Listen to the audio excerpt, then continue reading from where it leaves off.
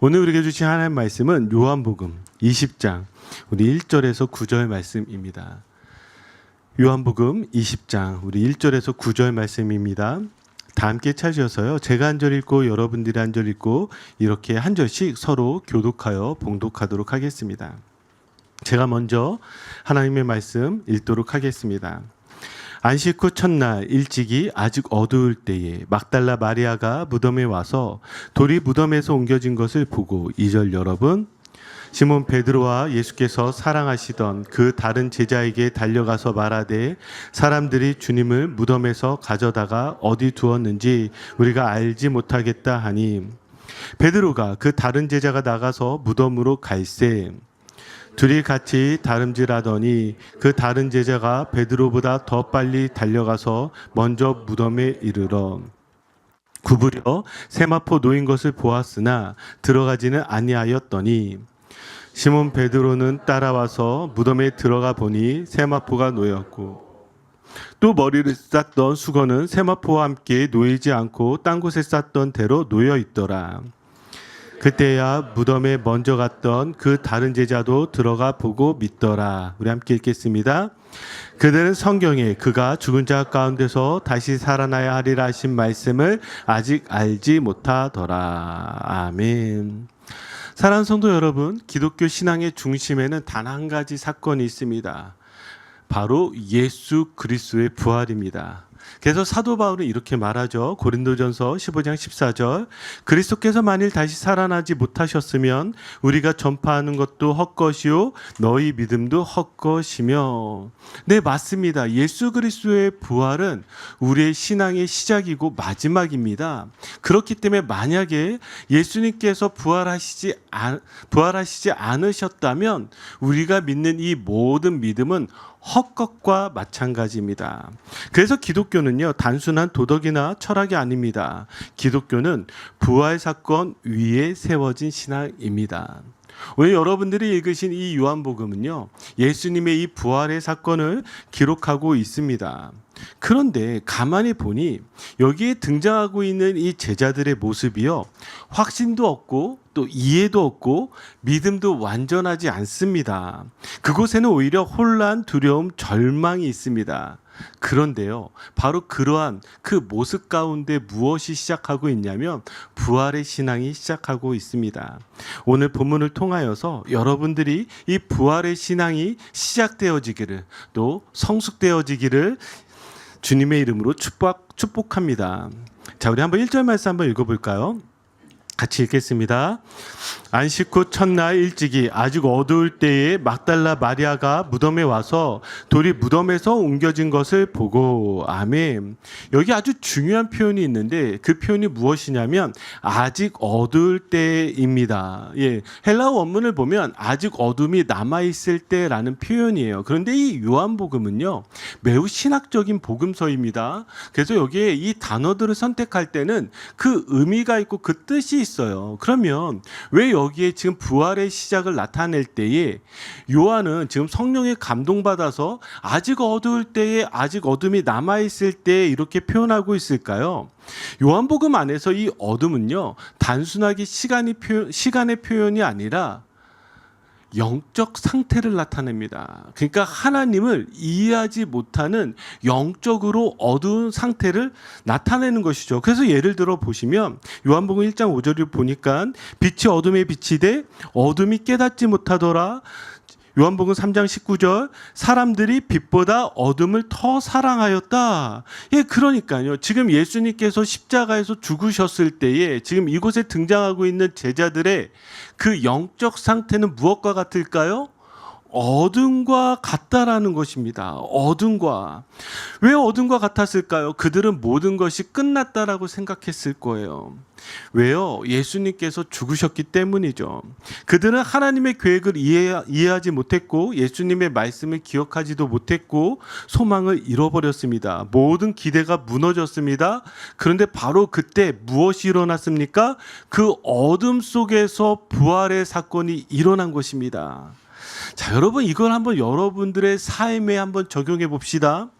우리가 이런 생각들을 할 때가 많아요. 내가 믿음이 강해지면 하나님께서 역사하실 것이다. 여러분 믿으시죠? 이거라도 믿으세요? 왜 그렇잖아요. 내가 정말 믿음이 좋아서 막 기도 열심히 하고 하나님 가운데 정말 열심히 봉사하고 그러면 하나님이 정말 역사하신다. 여러분 믿으시죠? 감사합니다. 그런데 성경은요. 꼭 이것만 이야기하지 않고 정반대로 이야기할 때가 많습니다. 오히려 하나님은 우리의 어둠 속에서도 역사하고 계시다라는 거예요. 믿음은 늘 밝은 자리에서 시작되는 것이 아니라 어둠 속에서, 절망 속에서, 바로 이 깨어진 자리에서 시작하고 있다라는 것입니다. 지금 제자들이 믿을만해서, 제자들이 부활을 목격할 만해서 지금 예수님께서 그 부활의 사건을 보여주시는 것이 아니라 그들이 깨어진 상태, 영적으로 어두운 그 상태, 그때에 하나님은 놀라운 복음의 역사를 시작하고 있다는 것입니다. 자, 그러면 그 현장이 어떻게 되어지는지 한번 보도록 하겠습니다. 저는 오늘 말씀 묵상할 때 이 말씀이 저에게 이렇게 깊게 다가왔어요. 한 번도 깊게 생각해 본 적이 없던 말씀이라 묵상을 하는데 왜 깊게 다가왔냐면 여기에 지금 두 명의 제자가 등장을 하는데 베드로가 등장하고 다른 제자가 등장을 합니다. 지금 돌문이 열리고 예수님의 시신이 사라졌다는 이야기를 듣고 갑자기 이 두 사람이 달리기를 시작합니다. 막 달려가는 거예요. 얼마나 다급했을까요? 예수님의 시신이 사라졌다고 하니 그러니까 베드로와 그 다른 제자가 달리기를 하는데 자, 퀴즈입니다. 이 달리기의 시합은 누가 이겼을까요? 예, 읽어볼까요? 3절 4절이요. 무조건 베드로 이렇게 찍으시면 안 된다고요. 자, 3절 4절 같이 읽겠습니다. 베드로와 그 다른 제자가 나가서 무덤으로 갈새 둘이 같이 다름질하더니 그 다른 제자가 베드로보다 더 빨리 달려가서 먼저 무덤에 이르러. 아멘. 아니 여기 지금 누가 더 빨리 달려갔다고요? 그 다른 제자요. 그 다른 제자가 누구일까요? 요한입니다. 요한이 지금 자기 이름을 거론할 수 없잖아요. 그러니까 내심 이렇게 보여요. 제가 베드로보단 빠릅니다. 이렇게 적혀 있는 것 같아요. 과연 지금 그걸 적기 위해서 성경이 이것을 기록하고 있을까요? 지금 아마도 이들의 다급함, 이 다급함을 나타내는 것일 거예요. 그런데 누가 더 빨리 도착했느냐보다 더 중요한 건 무엇이냐면 자, 여기 도착을 했는데 지금 먼저 도착한 요한이 지금 무덤으로 들어가지 않습니다. 지금 누구를 기다리냐면 베드로를 기다려요. 5절 보세요. 구부려 세마포 놓인 것을 보았으나 자, 어떻게 했다고요? 들어가지는 아니하였더니 지금 요한이 들어가지 않습니다. 그럼 누가 먼저 들어갔을까요? 베드로가 먼저 들어갔어요. 자, 여기에 학자들의 의견들이 조금 분분합니다. 왜냐하면 성경이 왜 베드로가 먼저 들어갔는지에 대한 답을 주지 않고 있기 때문입니다.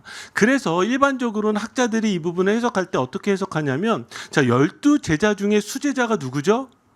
베드로죠. 그러니까 요한이 베드로를 존경하고 있기 때문에 그리고 베드로의 위치를 지켜주기 위해서 베드로가 먼저 들어가는 것이 맞아. 그러면서 이렇게 들여보내줬다라는 거예요. 근데 저는 이 해석서를 읽으면서 공감은 되진 않더라고요. 그럼 왜 이렇게 빨리 달려갔는데? 그렇잖아요. 그럴 거면 차라리 베드로 뒤에 달려야 되지 않을까. 그런데 여기에 우리가 생각할 수 있는 한 가지가 있습니다. 그건 무엇이냐면 베드로와 요한의 성향과 성격의 차이입니다. 제가 한번 물어볼게요. 여러분 잘 아실 거예요. 자, 누가 더 성격이 급하고 누가 더 성격이 느렸을까요? 자, 성격이 급한 사람이 누구? 베드로. 성격이 급하지 않은 사람이 누구? 요한이요. 성경 전체를 보니까 늘 베드로는 생각나는 대로 그 즉시 행동했던 사람이고요. 요한은 그렇지 않고 오히려 좀 더디지만 신중했던 사람입니다. 그러니까 여기에서 이 두 사람의 성격이 완전히 전혀 다르게 나타나는 것이죠. 저는 여기서 중요한 것은 누가 더 빨리 달렸느냐가 중요하지 않다라고 생각했습니다. 무엇이 중요할까요? 같은 곳을 향해서 달려가고 있다라는 것이 중요하다라는 것이죠. 저희가 신앙의 길에서도 마찬가지입니다. 어떤 사람은요, 빨리 깨닫습니다. 하지만 어떤 사람은 천천히 이해합니다. 어떤 사람은 행동이 빠릅니다. 어떤 사람은 깊이 묵상합니다. 하지만 중요한 것은요, 속도가 아니라 무엇이라고요? 방향입니다. 그러니까 두 제자는 모두 어디를 향해서 달려가고 있었다고요? 빈무덤을 향해서 달려가고 있었고, 그리고 그 빈무덤에서 이들은 함께 들어갔다라는 것입니다. 이 사실이 중요한 것이죠. 우리의 신앙 여정도요, 여러분, 다를 수 있습니다. 예, 속도가요. 하지만 중요한 것은 무엇이라고요? 한 방향, 예수 그리스도를 향해서 함께 달려가는 것이 가장 중요합니다. 여러분 믿으십니까? 그런 의미에서 옆 사람에게 우리 함께 달려갑시다. 한번 같이 함께 달려갑시다. 예, 또 속으로 그래도 나보단 빠르게 가지 마세요. 이러지 마시고 예, 함께 가는 것이 중요한 것이죠. 자, 이제 중요한 장면이 등장합니다. 어떤 장면이냐면 이들이 지금 그 안에 들어갔는데 지금 요한은요, 이 안의 모습을 아주 세세하게 기록하고 있습니다. 자, 6절 7절입니다. 우리 함께 같이 읽어보겠습니다. 시몬 베드로는 따라와서 무덤에 들어가 보니 세마포가 놓였고 또 머리를 쌌던 수건은 세마포와 함께 놓이지 않고 딴 곳에 쌌던 대로 놓여 있더라. 아멘. 자, 우리가 기대하고 있는 그 부활의 모습은 그냥 예수님께서 부활하셨다, 영광의 모습으로 부활하셨다, 이런 문장이 적혀 있으면 좋은데 지금 모든 복음서는요, 매우 세세하게 자세하게 지금 예수님의 그 시신이 놓여 있던 곳을 묘사하고 있습니다. 제가 이후에 조금 더 자세하게 설명드리겠지만 그 이유가 있어요. 공간복음서와 그리고 다르게 요한복음이 지금 이렇게 세세하게 기록하고 있는 이유가 있는데, 먼저 여기서 여러분들이 주목하셔야 될 게 무엇이냐면 말씀 한번 그대로 보여줘 보세요. 말씀을 보시면 여기 어떻게 돼 있다고요? 세마포가 놓였고, 그리고 또 무엇이 등장을 하죠? 수건이 다른 곳에 놓여 있더라, 이렇게 적혀 있습니다. 보셨죠? 그러면 여기에 지금 이때 당시에 장례 풍습이 무엇이냐면 세마포를 가지고 그 시신의 온몸을 감싸고 있었다라는 것을 우리가 알 수 있고요. 그리고 수건은 시신의 얼굴 쪽으로 고정하여서 덮고 있다라는 것을 알 수가 있습니다. 그런데 지금 이 장면을 가만히 보면 어떻게 되어져 있냐면 지금 이 시신을 둘러싸고 있었던 수건과 세마포가 풀어져 있었을까요? 아니면 시신을 쌓고 있던 그 모습 그대로 거기에 놓여 있었을까요? 이 그대로 놓여 있었다라는 거예요. 그럼 무슨 이야기예요? 시신이 지금 여기에 누워 있었는데 그 시신이 풀린 것이 아니라 그 세마포와 수건을 뚫고 나왔다라는 것을 알 수가 있습니다. 그죠? 그러니까 지금 예수님께서 부활하셨다라는 그 장면을 지금 우리에게 보여주고 있는 거예요. 그럼 여러분들이 나중에 제가 전하는 말씀을 잘 들으시려면 요거 한 가지만 기억하시면 됩니다. 자, 예수님이 부활하셨을 때 인간으로 부활하셨을까요? 하나님으로 부활하셨을까요? 하나님으로 부활하셨어요. 요것만 잘 기억하시고 이 말씀들을 쫓아오셨으면 좋겠습니다.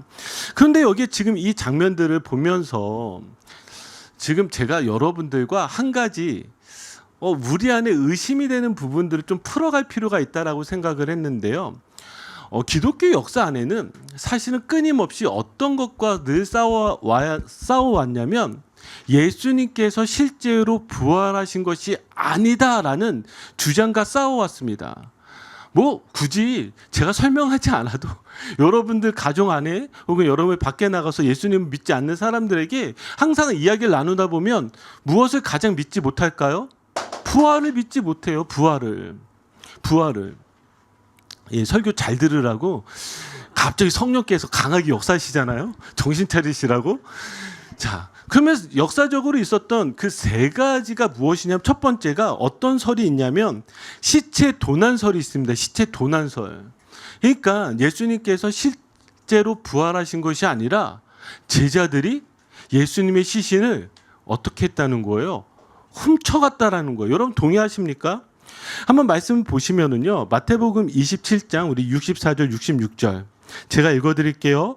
그러므로 명령하여 그 무덤을 사흘까지 굳게 지키게 하소서. 지금 이 장면이 무엇이냐면 대제사장과 서기관들이 찾아와서 빌라도에게 이렇게 이야기하는 거예요. 아니 예수님이 사흘 만에 부활한다고 하시더라. 그러니까 여기를 어떻게 해달라고요? 굳게 지켜달라고 얘기하는 거예요. 왜요? 그의 제자들이 와서 시체를 도둑질하여 가서 백성들에게 말하되 그가 죽은 자 가운데서 다시 살아났다고 하면 속임이 전보다 더 클까나이다. 그들이 지금 예수님이 부활한다는 사실을 믿은 거예요? 안 믿은 거예요? 안 믿은 거예요. 그런데 예수님이 그렇게 말씀하셨다는 것을 알고 있었죠. 그런데 지금 만약에 이 시신이 사라지게 되면 예수님의 그 말씀이 실제인 것처럼 사람들이 믿을 수 있으니까 어떻게 해달라고요? 그 무덤을 지켜달라고 이야기를 합니다. 그러니까 65절 66절을 보니까 빌라도가 이르되 너희에게 경비병이 있으니 가서 힘대로 굳게 지키라 하거늘 그들이 경비병과 함께 가서 돌을 임봉하고 그 무덤을 굳게 지키니라. 아멘. 자, 여기 지금 그러니까 빌라도가 무엇을 합니까?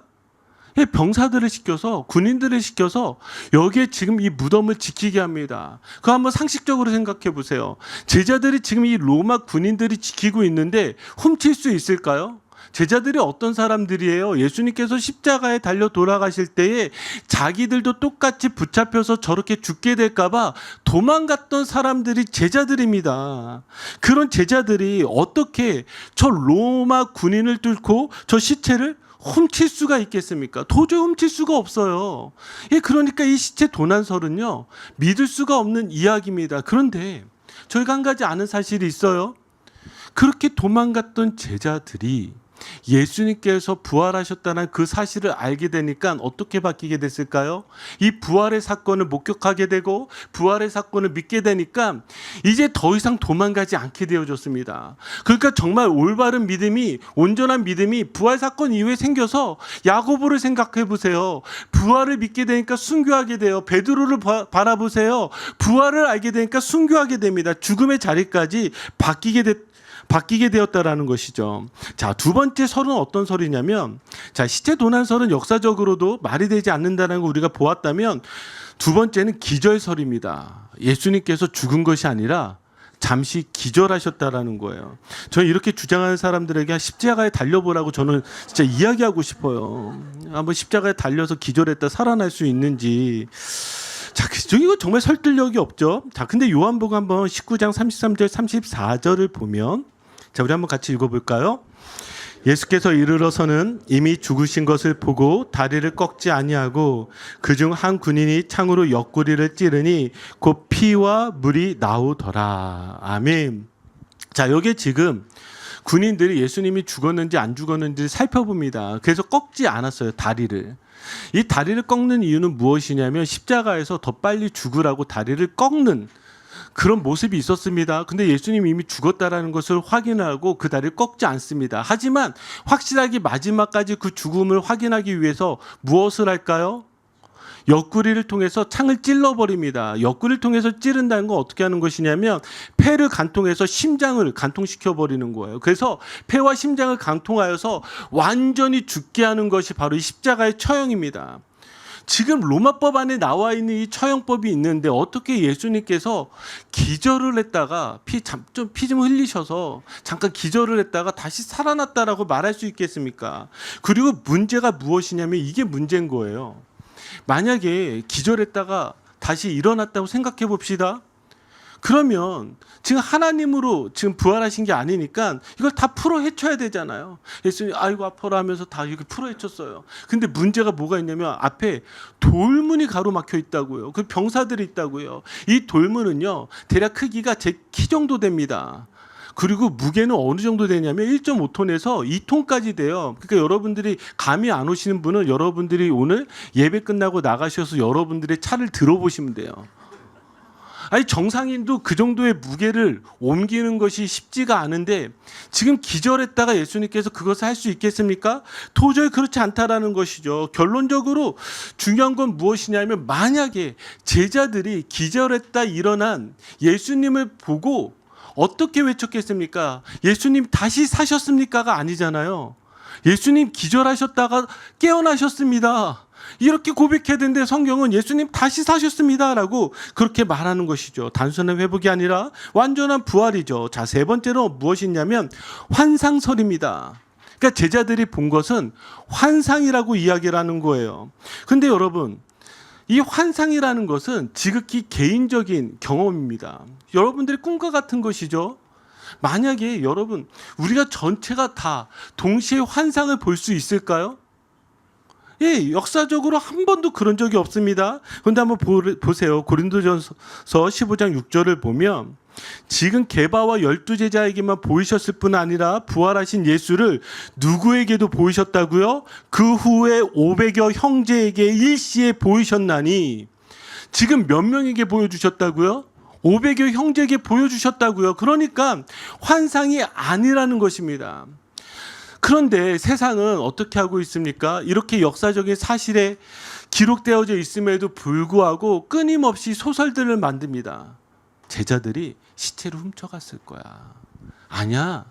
예수님이 잠깐 기절했다 일어났을 거야. 아니야, 그들이 지금 착각하고 환상을 보는 것일 거야. 하지만 성경은요, 예수님의 부활의 사건이 사실이라는 것을 아주 세세하게 지금 그 모습을 통해서 그리고 있다는 것입니다. 무엇보다 중요한 건 무엇이냐면, 만약에 여기에 수건과 세마포가 풀어헤쳐져 있다라면 아마 우리가 그렇게 의심했을 수도 있을 것입니다. 그런데 여기에 요한복음은 어떻게 기록되어져 있다고요?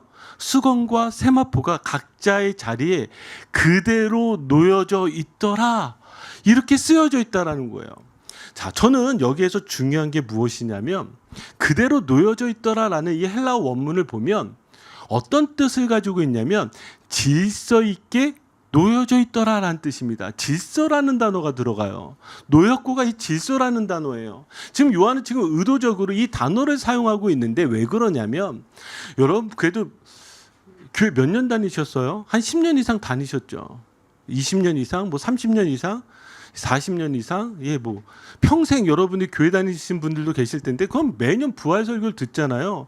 그럼 여기 이 빈 무덤의 장소를 이야기를 할 때 지금 예수님이 시신이 놓여져 있던 이 장소를 해석하는 중요한 신학적 해석이 있는데, 공간복음서는요 지금 이 장면을 어떤 장면으로 묘사하면서 해석하고 있냐면, 여러분 지성소로 해석하고 있다는 거 들어보셨죠? 여기 두 천사가 등장을 하고 두 천사의 모습이 무엇과 같냐면 시은소, 속죄소. 여러분들이 지성소에 들어가면 그 언약궤 위에 그 두 그룹이 이렇게 되어 있는 그 가운데 그 시은소가 어떤 장소죠? 하나님이 임재하는 장소잖아요. 그래서 모든 공간복음서는요, 이 장면, 예수님의 부활을 무엇으로 지금 연결을 하고 있냐면, 하나님께서 임재하신, 즉 예수님은 하나님이시다, 그 장면으로 딱 해석을 하고 있어요. 그런데 요한복음은요, 여기에 더 나아가 무엇으로 해석하고 있냐면, 예수님이 누구시냐? 하나님이신데 어떤 하나님으로 오셨느냐? 바로 우리를 새롭게 창조하시는 하나님으로 오셨습니다라는 장면을 묘사하는 거예요. 목사님, 그게 무슨 말이에요? 자, 무슨 말이냐면, 자, 우리 창세기 1장을 보시면 하나님께서 세상을 창조하시잖아요. 그렇죠? 세상을 창조하실 때 무엇 가운데 창조하시죠? 혼란 가운데 창조하십니다. 하나님이 임재하시자 그 혼란이 사라지게 되고 어둠이 사라지게 되고 빛이 임하여지고 질서가 생기게 되어지잖아요. 지금 요한은 지금 그 단어를 가져와서 예수님은 바로 그러한 하나님이 이 세상을 창조하신 것과 같이 우리를 새롭게 창조하시는 하나님이다를 지금 여기에 선포하고 있어요. 한번 요한복음 전체 말씀에서 이 부분만 볼까요? 요한복음 1장 1절 우리 한번 같이 읽어볼까요? 태초에 말씀이 계시니라. 이 말씀이 하나님과 함께 계셨으니 이 말씀은 곧 하나님이시니라. 아멘. 여기 태초에 누가 계세요? 로고스, 말씀이 계시대요. 질서가 계시대요. 그런데 이 말씀, 이 질서가 곧 누구시라고요? 하나님. 이 하나님이 누구로 드러난 거예요? 예수님.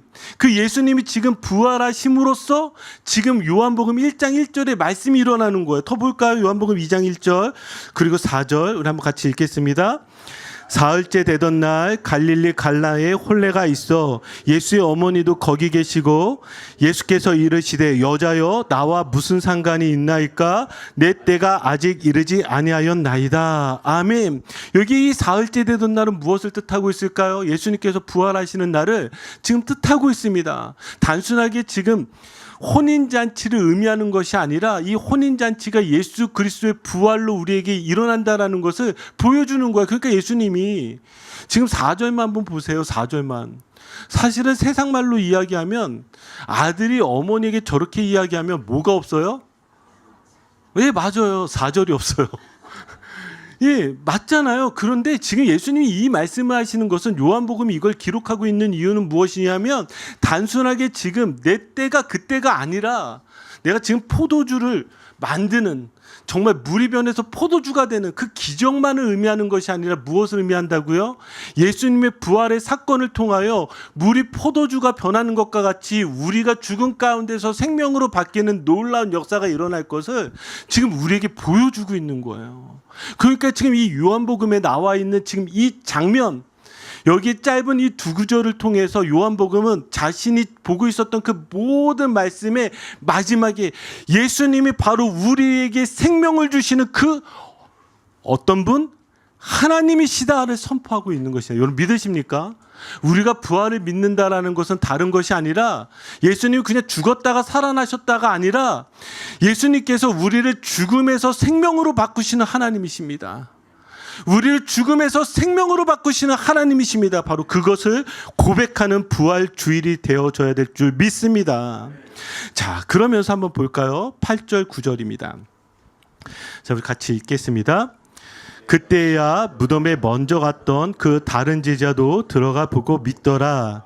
그들은 성경에 그가 죽은 자 가운데서 다시 살아나야 하리라 하신 말씀을 아직 알지 못하더라. 아멘. 여기 여러분들이 주의 깊게 성경을 보신 분은 9절에 뭐가 있어요? 가로가 있습니다. 다시 한번 보여주세요. 여러분들이 가진 웬만한 모든 성경은 다 가로가 있습니다. 가로가 있으면 의심이 생겨요. 목사님, 왜 성경에 가로가 있을까요? 이거는 그러면 이제 조금 오래 교회 다니시거나 성경을 많이 하신 분들이 이렇게 질문합니다. 여기에 사본에는 없어서 나중에 후대에 삽입한 거 아닌가요? 이렇게 질문합니다. 아, 대단한 분이세요. 예, 그렇지 않고요. 요한복음은 사실 저희가 언제쯤 기록되어진 것으로 저희가 추정을 하냐면 주후 80년에서 95년 사이로 봅니다. 80년에서 95년 사이라고 하는 것은 상당히 예수님이 죽으시고 부활하시고 승천하시고 그 이후에 많은 시간들이 흐른, 그러니까 모든 복음서 가운데서 가장 나중에 쓰여진 복음서인 것이죠. 그러니까 요한이 지금 성령의 감동이 되어져서 이렇게 쭉 글을 쓰는데 자신의 그때 그 기억과 그 사건들을 기록하고 있잖아요. 그런데 지금 시간이 지나서 보니까 그때 어떤 마음이었는지 그거를 해석해 준 거예요. 그래서 후대에 사본에 없다는 것이 아니라 성경 원본에 원래 없다는 것이 아니라 무슨 이야기냐면 이게 친절하게 우리들을 위해서 후대 학자들이 그냥 저희가 가로를 쳐준 거예요. 어떻게 해요? 해석을 해준 거예요. 한번 여러분들이 그런 관점으로 다시 말씀 보세요. 그때야 무덤에 먼저 갔던 그 다른 제자도 들어가 보고 믿더라. 자, 지금 이것을 보고 믿었다라는 것을 적고 있어요. 그런데 뭐라고요? 그때 속마음을 지금 요한이 적어주는 거예요. 무엇이에요? 그들은 성경에 그가 죽은 자 가운데서 다시 살아나야 하리라 하신 말씀을 무엇하더라? 아직 알지 못하더라. 그러니까 여기 지금 보고 믿었는데 무엇을 이야기하고 있어요? 보고 믿긴 믿었는데 완전히 알았어요? 몰랐어요? 몰랐어요. 이게 참 우리에게 중요한 시작인데요. 우리의 믿음이라는 것이 무엇이냐면 우리가 다 알아서 믿는 게 아니에요. 먼저 보고 믿게 되어져요. 하나님이 우리에게 은혜를 주셔서 믿음이라는 것이 생겼어요. 그래서 시작이 된 거예요. 그런데 여러분 다 알아요? 다 이해해요? 아니에요. 아니에요. 마치 저는 이것을 무엇으로 표현하고 싶냐면 사랑과 마찬가지입니다. 사랑, 항상 제가 늘 이렇게 조심스러운 게 무엇이냐면 사랑 이야기하고 부부 이야기하면 표정들이 별로 안 좋으세요. 왜? 공감이 안 되거든요. 그런데 한번 오래된 여러분들의 기억을 한번 끄집어내 보세요. 만났을 때 그 사랑, 그 신비. 죄송합니다. 그런 일이 있었다고 생각하시고 드라마를 보면 그렇잖아요. 내가 저 사람을 다 알아서 다 이해해서 사랑합니까? 아니잖아요. 그러니까 늘 여러분 결혼한 다음에 항상 찾아오는 것이 뭐예요? 후회. 사기당했구나. 내가 이 사람을 알았다고 생각했는데 이 사람은 정말 다르구나. 막 그래요. 그래서 우리 남자의 사람들 다 동일하게 이야기하는 게 결혼하기 때는 정말 너무나 이쁜 고양이와 같았는데 1년 지나니까 다 무엇으로 바뀌었다고요? 예, 호랑이로 바뀌어 있어요. 예, 죄송합니다. 제가 왜 이야기를 하냐면 우리가 이 믿음이라는 것에 대해서 여기서 좀 한번 생각해 볼 필요가 있는데, 믿음이라는 것은요, 내가 이해가 돼서 믿는 게 아니라 하나님께서 우리에게 은혜를 주셔서 믿었다라는 것입니다. 그런데 여기서 끝나면 되는데 요한이 지금 왜 굳이 이때 속마음을 이야기하고 있을까요? 자, 여기에 지금 중요한 단어가 있는데, 여기에 지금 알지 못하더라라고 했을 때 이 알다라는 단어가 보통은 이 기노스코라는 노우라는 알다라는, 체험적으로 알다라는 단어를 사용하는데, 요한은 지금 여기 그 단어를 사용하지 않고 어떤 단어를 쓰냐면 다른 단어를 쓰고 있는 거예요. 직역을 하자면 여기에 알지 못하더라 해서 이 알다는 연결해서 이해하다라는 말입니다. 연결해서 이해하다. 그럼 이 말은 무슨 말이에요? 지금 전체 문맥을 보니까 성경과 연결해서 알지 못하더라라는 것입니다. 지금 이 구약 성경을 보아도요, 예수님의 부활은요 끊임없이 우리에게 선포되어졌습니다. 한번 볼까요? 시편 16편 10절 우리 같이 읽겠습니다. 이는 주께서 내 영혼을 수월에 버리지 아니하시며 주의 거룩한 자를 멸망시키지 않으실 것임이니이다. 호세아서 6장 2절도 같이 읽어볼까요? 여호와께서 이틀 후에 우리를 살리시며 셋째 날에 우리를 일으키시리니 우리가 그의 앞에서 살리라. 호세아서 6장 3절 그러므로 우리가 여호와를 알자, 힘써 여호와를 알자. 그의 나타나심은 새벽빛같이 어김없나니 비와 같이 땅을 적시는 늦은 비와 같이 우리에게 임하시리라 하니라. 아멘. 지금 성경은 끊임없이 우리에게 메시아를 이야기하고 있고, 그 메시아가 다시 부활할 것에 대해서 이야기를 하고 있고, 이 예언들을 통하여 이 예언이 이루어질 때 우리가 온전히 살게 될 것이다, 생명을 얻게 될 것이라는 것을 우리에게 알려주고 있어요.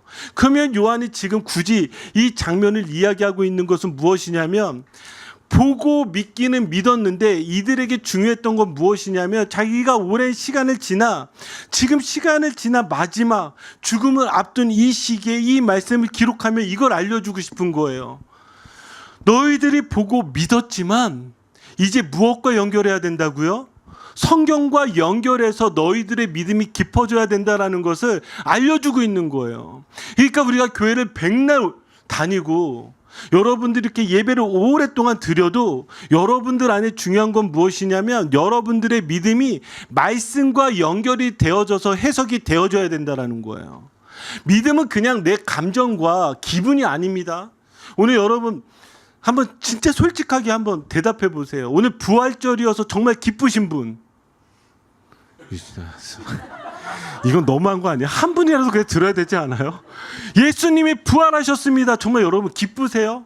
즐거우세요? 막 아침부터 힘이 막 솟으세요? 설마 오늘 교회 오면서 오늘 점심 계란만 먹는 거 아니야? 막 이러시면서 막 걱정하셨던 거 아니에요? 여러분들 그런 생각 하실 수 있어요. 여러분, 우리의 믿음은요 기분이 아니에요, 감정이 아니에요. 우리의 믿음은 무엇이냐면, 예수님께서 우리에게 주신 이 믿음을 무엇으로 해석되어져야 되냐면, 말씀과 연결이 되어져서 해석되어질 때 이 믿음이 깊어지는 것입니다. 여러분들이 교회를 오래 다니지만 여러분들의 신앙 수준이 늘 어린아이와 같은, 젖먹이와 같은 이유는 무엇이냐면, 여러분들의 삶을 말씀과 연결해서 해석하지 않기 때문에 그래요.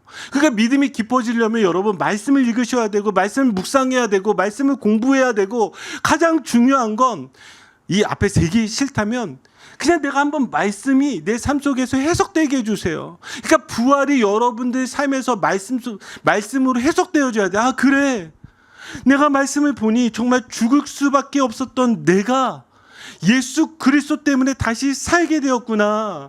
죽음에서 생명으로 옮기셨구나. 절망에서 소망으로 옮기셨구나. 이것이 내 삶 속에서 아멘으로 해석되어질 때 여러분들에게 부활의 능력이 있는 줄 믿습니다.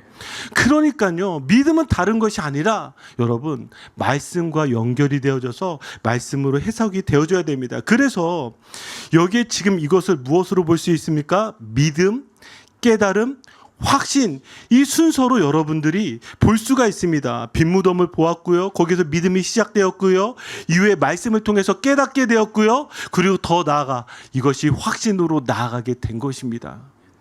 요한은 간절한 소망이 있었을 거예요. 핍박이 있었던, 박해가 있었던 그 교회들을 향하여 다시 이 복음서를 적어가기 시작하면서 이걸 알려주고 싶었을 거예요. 너희들 다 보지 않았느냐? 너희들 그래서 믿지 않았느냐? 그런데 우리가 자꾸 보게 되는 건 뭐예요? 세상을 보게 되는 거예요. 세상에 끊임없이 내가 예수 그리스도를 믿는다는 이유로 핍박을 받고 박해를 받고 죽을 수밖에 없었던 그 어려운 환경 가운데에서 지금 요한이 간절한 마음으로 성령을 통해서 말하고자 했던 건 무엇이냐면, 그것으로 너희들의 믿음이 끝나는 것이 아니라 너희들의 믿음이 말씀 속에서 해석이 되어져서 이 부활이 너의 말씀, 너에게 생명을 주는 말씀, 그래야지만 너희가 이 어려운 세상 속에서 말씀으로 이길 수 있다라고, 세상을 이겼노라 그렇게 선포할 수 있다라고 우리에게 말씀해 주는 것입니다. 저는 이 말씀을 가지고 다시 마지막 부활의 소망으로 여러분들에게 도전하고 싶습니다. 예수님께서 여러분들을 위하여 십자가에서 죽으시고 부활하셨다면, 그리고 여러분들의 생명이 저 죽음에 머무르는 것이 아니라 예수님께서 주신 새 생명이라고 한다면, 여러분들이 정말로 이것을 믿으신다면 여러분들의 인생을 예수님께서 그냥 내버려 두시겠습니까? 절대로 그렇지 않다라는 것입니다. 여러분 기억하십시오. 베드로와 요한은 처음에 그저 달려가서 빈 무덤을 보았지만 부활을 경험한 이후에, 그리고 그들의 인생의 말씀으로 해석되어진 이후에 그들의 인생을 온전히 예수 그리스도께 바쳐졌습니다. 예수님은 그들의 인생을 책임져 주셨습니다. 죽음까지도 뛰어넘는 순교로서 예수 그리스도의 영광을 드러내고 나타냈습니다. 그렇다고 한다면 오늘 이 자리, 이곳에 있는 여러분들에게도 동일한 은혜, 단순하게 보는 것이 아니라 말씀까지 연결되어지는 그 은혜가 있기를 예수 그리스도의 이름으로 축복합니다. 우리 같이 기도할까요?